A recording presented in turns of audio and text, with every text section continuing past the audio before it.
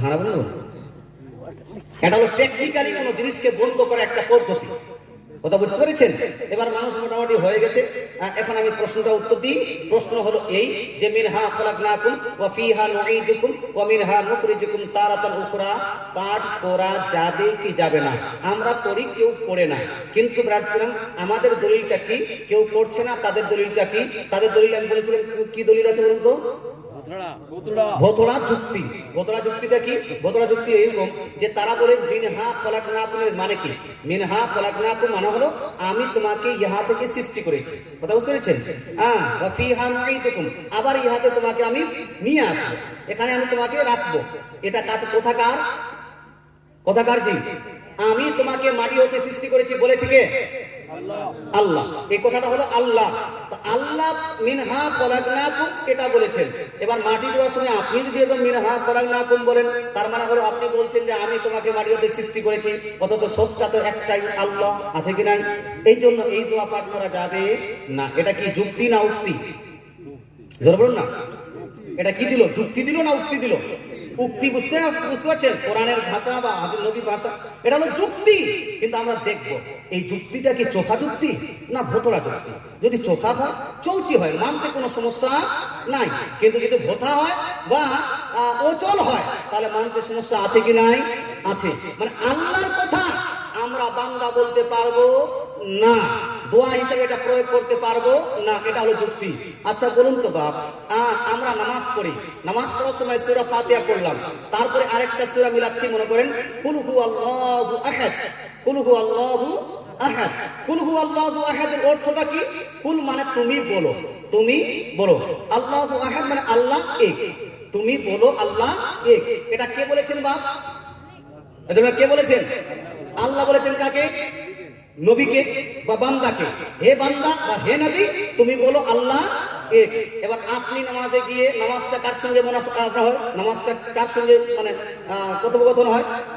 আল্লাহর সঙ্গে। কার সঙ্গে? এটাকে মেরাজুল মুমিনিন বলা হয়েছে, মুমিনদের মেরাজ বলা হয়েছে।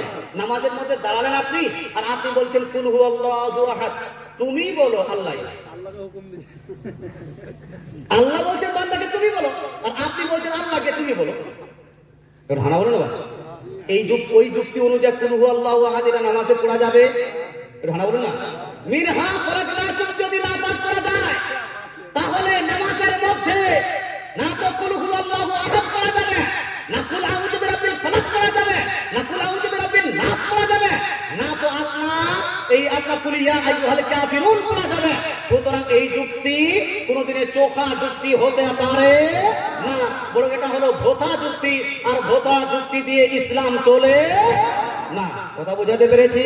এবার আপনি বলবেন হুজুর উনারা দিলেন যুক্তি, আপনি যদি যুক্তি না দেন কমসে কম উক্তিটা দিয়ে দেন। কোথায় নবী সাল্লাল্লাহু আলাইহি এটা করেছেন বা কোথায় নবী এটা করতে বলেছেন নাকি?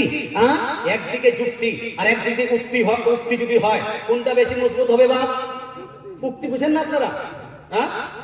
নবীর কথা বা আল্লাহর কথা। উক্তি মানে কারো কথা, মানে আপনার কথা যদি বলি তো আপনার একটা উক্তি হবে। উক্তি কিন্তু যুক্তির মধ্যে পার্থক্য আছে। উক্তি আর যুক্তির মধ্যে পার্থক্য আছে। কোথাও বুঝতে পারছেন? তো আল্লাহ তাআলা বা রাসূল পাক সাল্লাল্লাহু আলাইহি ওয়াসাল্লামের কোন কথা এর পক্ষে আছে কি নাই, একটা হাদিস শুনুন। আমি বলেছিলাম ইমাম বুখারীর থেকে বড় ইমাম, ইমাম মুসলিমের থেকে বড় ইমাম, ইমাম তিরমিজির থেকে বড় ইমাম, ইমাম নাসাঈর থেকে বড় ইমাম। নাম কি? ইমাম আহমদ বিন হাম্বল, যিনি প্রায় 10 লাখ হাদিস মুখস্থ করেছিলেন। কত লাখ? 10 লাখ হাদিস মুখস্থ করেছিলেন, প্রায় ইমাম বুখারীর ডবল হাদিস মুখস্থ করেছেন। উনার একটি বই আছে, বই হাদিস গ্রন্থ আছে। হাদিস গ্রন্থটির নাম হলো মুসনাদ আহমদ বিন হাম্বল। গোটা বিশ্বের মধ্যে প্রসিদ্ধ হাদিস। এই হাদিস গ্রন্থটি সবাই পড়ে, সবাই মানে। কথা বুঝতে পেরেছেন? মুসনাদ আহমদ বিন হাম্বলের মধ্যে হাদিস নাম্বার 22,187। কত নম্বর হাদিস? কত নম্বর হাদিস? 22,187 মধ্যে লিপিবদ্ধ আছে। আন আবি উমামাতা, আবু উমামা রাদিয়াল্লাহু তাআলা আনহু হতে বর্ণিত হাদিস। ক্বালা, ও তিনি বলেন লাম্মা উদিয়াত উম্মু কুলসুম বিনতু রাসূলিল্লাহ সাল্লাল্লাহু আলাইহি ওয়াসাল্লাম ফিল কবরি ফাকালা রাসূলুল্লাহ সাল্লাল্লাহু আলাইহি ওয়াসাল্লাম মিনহা খলাকনাকুম ওয়া ফিহা নুঈদুকুম ওয়া মিনহা নুখরিজুকুম তারাতান উখরা। আবু উমামা রাদিয়াল্লাহু তাআলা আনহু নবী পাকের একজন প্রসিদ্ধ সাহাবী, তিনি ইরশাদ করেন দয়ার নবী মায়ার নবী 4 জন কন্যা ছিল কিনা বা চারজন কন্যা। এই চারজন কন্যার মধ্যে একজন কন্যার নাম হলো উম্মে কুলসুম। নবী করিম সাল্লাল্লাহু আলাইহি ওয়াসাল্লাম এই উম্মে কুলসুম বেটি যখন ইন্তেকাল করে যান, এখানে রাবী বলছেন, বর্ণনাকারী বলছেন, লাম্মা উদিয়াত উম্মে কুলসুম, এই উম্মে কুলসুমকে যখন রাখা হলো, উদিয়াত মানে রাখা হলো, ফিল কবরে, কবরের মধ্যে, এবং মাটি দেওয়ার কাজ শুরু হলো, সেই সময় দয়ার নবী মায়ের নবী ফাকাল রাসূলুল্লাহ সাল্লাল্লাহু আলাইহি ওয়াসাল্লাম, নবী পাক সাল্লাল্লাহু আলাইহি ওয়াসাল্লাম পাঠ করলেন, মিনহা খলাকনাকুম ওয়া ফিহা নুঈদুকুম ওয়া মিনহা নুখরিজুকুম তারাতান উখরা। এবার বিশ্ববাসীকে আমি জিজ্ঞেস করতে চাই, আপনার নবী আমার নবী দয়ার নবী মায়ের নবী মাটি দেওয়ার সময় এই দোয়া পাঠ করেছেন কি করেননি? এজন্য করেছেন কি করেননি? নবী যদি পাঠ করে থাকেন, তার বিপক্ষে কোনো ব্যক্তি যদি চলে যায়, তাকে আমরা মানতে রাজি আছি? মানতে রাজি না।